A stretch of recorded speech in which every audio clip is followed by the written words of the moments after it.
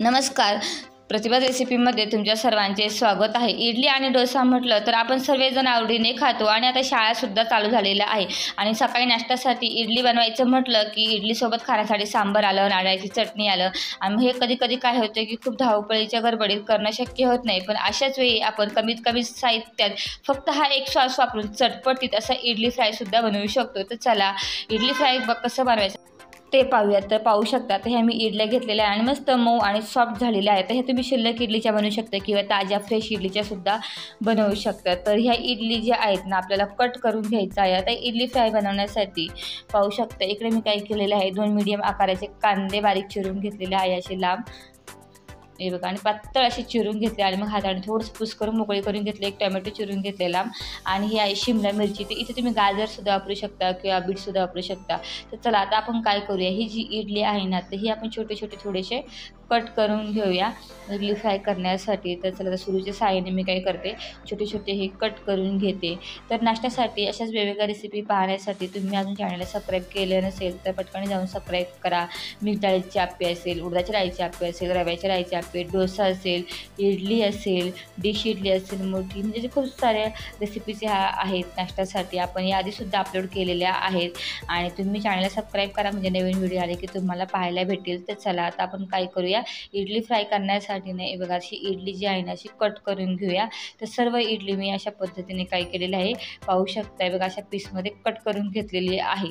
आता हे खायला इडली फ्राय जे आहे ना अगदी झटपट होतो आणि आपण याच्यामध्ये एक सिक्रेट सॉस वापरणार आहे, त्यामुळे चव जी आहे अजून जबरदस्त वाढते. तर चला तर कढईमध्ये मी 3 चमचे टाकलेले आहेत तेल, आणि तेल गरम झालं की 1 चमचा जिरे टाकायचं. जिऱ्याची फोडणी छान चुरचुरीत झाली की आता आपण याच्यामध्ये टाकणार आहे 2 मीडियम आकाराचे कांदे उभे चिरून घेतले होते असे पातळसर आणि हाताने कुस करून घेतलेले. आता कांदा जो आहे ना तो ना तेलात छान असा परतून घेऊया. आता हा एकदम असं शिजवून नाही घ्यायचा, आपल्याला थोडासा डीप फ्राय करून घ्यायचा आहे कांदा.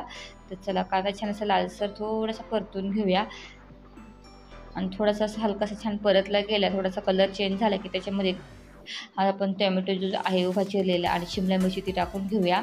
आणि हे सुद्धा आपल्याला एकदम जास्त नाही परतून घ्यायचे, थोडंसं हलकंसं तेलात छान असं परतून घ्यायचे, त्यामुळे त्याची चव जी आहे ती इडली फ्रायला छान अशी बसते.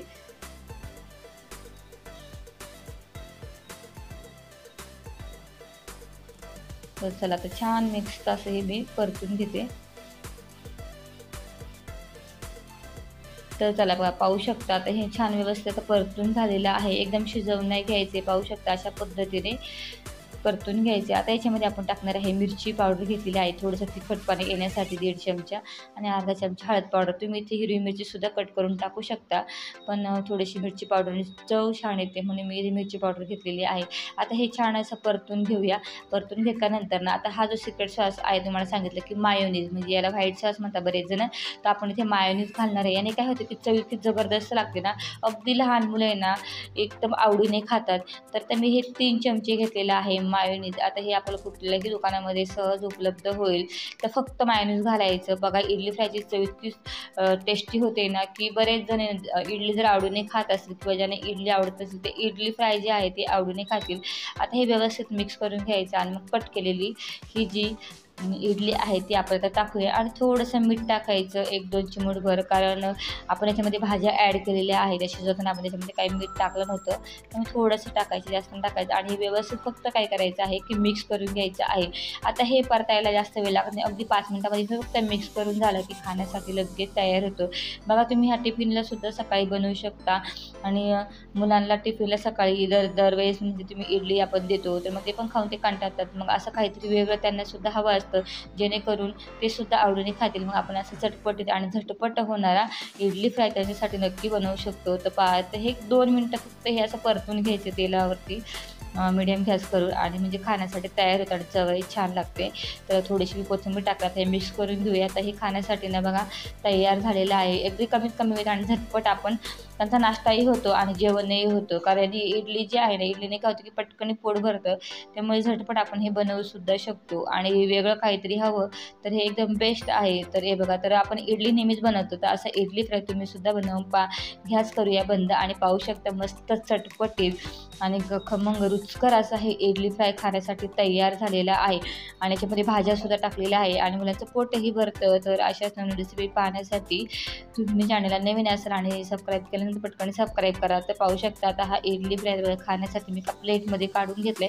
पहा किती सुंदर दिसतोय आणि खायला म्हणाल तर अप्रतिम लागतो. अगदी खाल्ल्यानंतर चव विसरणार नाही, काही नाही. याच्यावर मी थोडंसं काय केलेलं आहे की चिली फ्लेक्स टाकलेला आहे, त्यामुळे काय दिसायलाही सुंदर दिसतं आणि खाऊशीसुद्धा वाटतं.